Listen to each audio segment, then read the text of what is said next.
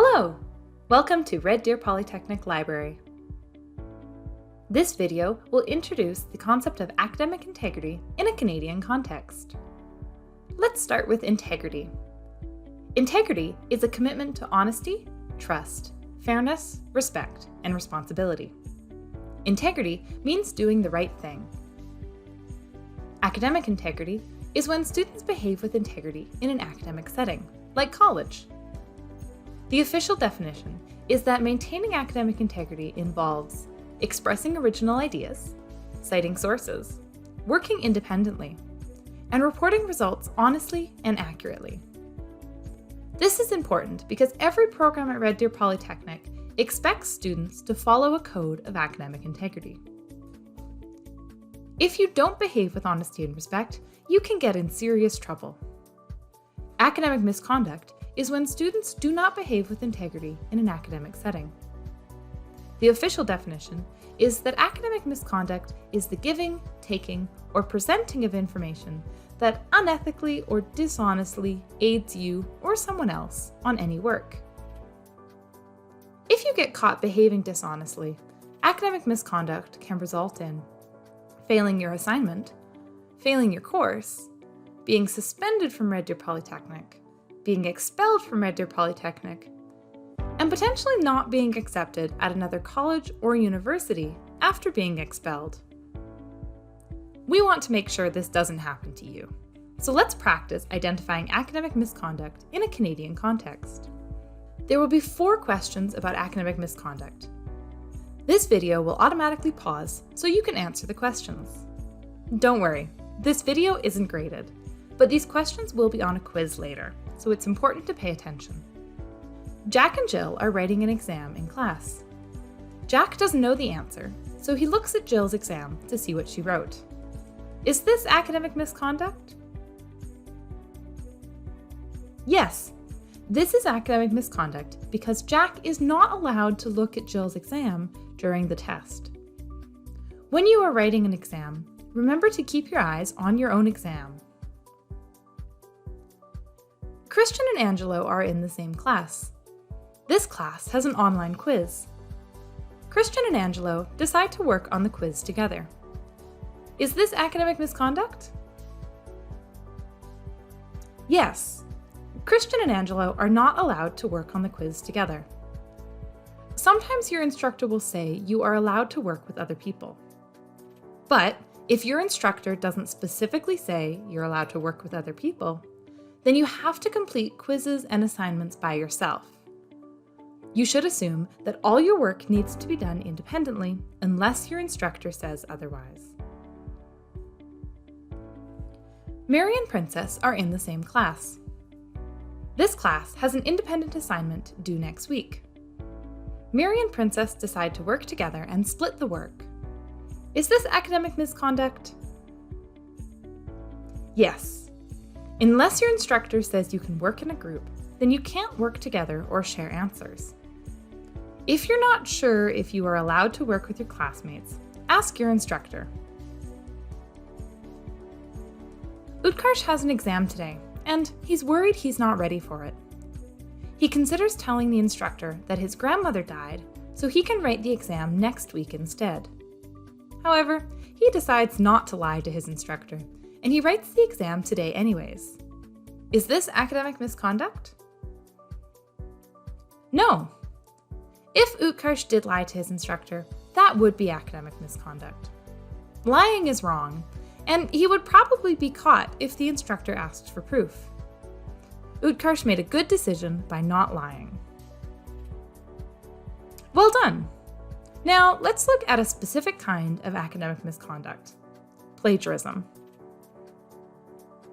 Plagiarism occurs when you take another person's words or ideas and claim them as your own.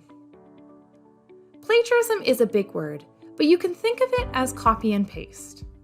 You are not allowed to copy and paste someone else's words or ideas in your courses. If you were caught plagiarizing, plagiarism can result in failing your assignment, failing your course, being suspended or expelled from Red Deer Polytechnic, and potentially not being accepted at another school after being expelled. depending on the severity of the offense and if it's happened more than once. Let's practice identifying plagiarism in a Canadian context. Juan has 3 papers due this month. He doesn't have time to write that much. Juan decides to buy a pre-written paper from a website. Is this plagiarism? Yes, you should only submit your own writing. This is an example of very deliberate plagiarism, so it would definitely get you in trouble. Mohammed has been given an assignment and remembers he's already written a paper on this topic for another course. Mohammed decides to submit his old paper again. Is this plagiarism?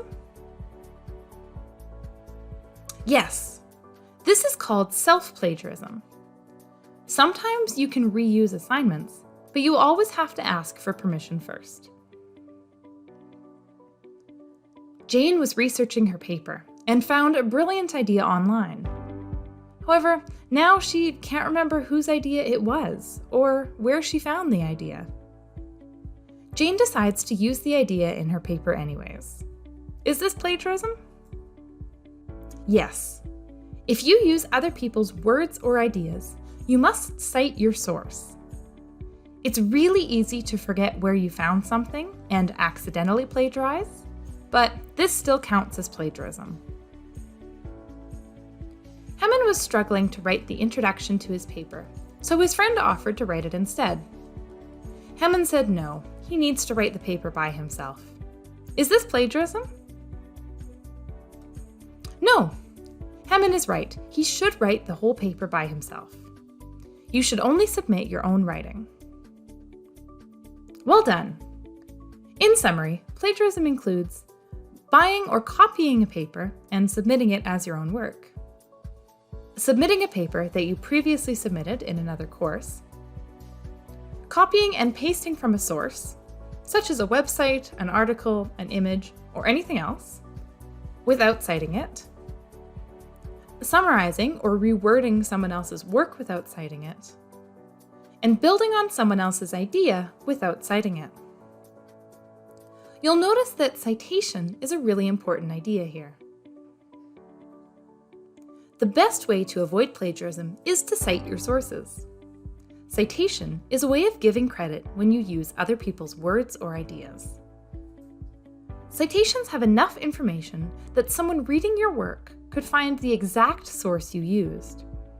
Citations are important because they acknowledge other people's hard work. Citation styles are standardized ways to format citations. The citation style will determine exactly what information is necessary for a citation, as well as how that information is presented, including punctuation and formatting. Your instructor will usually tell you what citation style is required for your assignment. The common citation styles are APA, for education, nursing, psychology, and science courses, MLA, for humanities courses, and Chicago, for history and fine arts courses. As a student at Red Deer Polytechnic, you are expected to read, analyze, and respond to the ideas of others in your assignments. The key to do this without plagiarizing is to cite your sources. If you have any questions, you can ask us at the library. Our contact information is online at guides.rdpolytech.ca. Hope to see you soon!